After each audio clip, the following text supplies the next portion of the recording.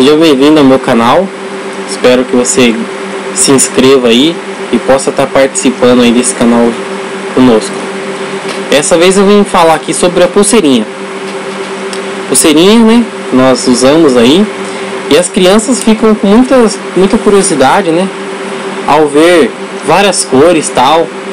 Né? E aí é um método de nós estarmos evangelizando as crianças. Vou focar a pulseirinha aqui e você vai estar aprendendo como utilizar essa ferramenta simples que possa ser bem edificante aí para você estar evangelizando quem for. A cor amarela representa o céu. Lá no céu nós vamos ter muita alegria, vamos ter ruas de ouro, né? E Deus preparou isso para todo ser humano, o céu. Só que aconteceu algo nessa trajetória aí que nos corrompeu. E aí nós pegamos a cor cinza, uma cor escura, e nós fomos sujos pelo pecado.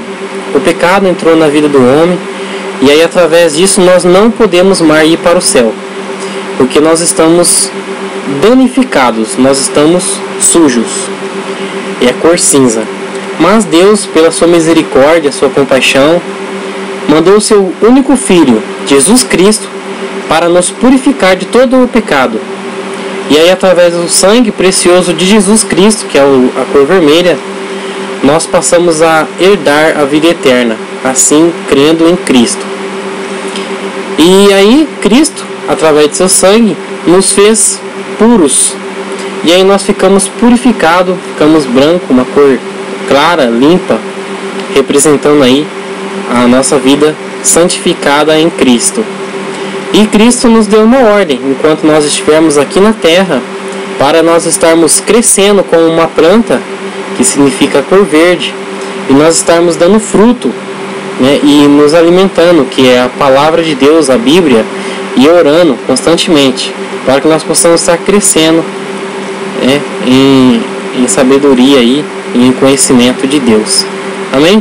Um método simples que você possa utilizar também e que possa ser uma bênção na vida das crianças e de quem quer que seja. Deus abençoe cada um. Se inscreva aí no canal Vlogueiro de Cristo e que esse canal possa ser também para a honra e glória de nosso Deus. Amém? Deus abençoe.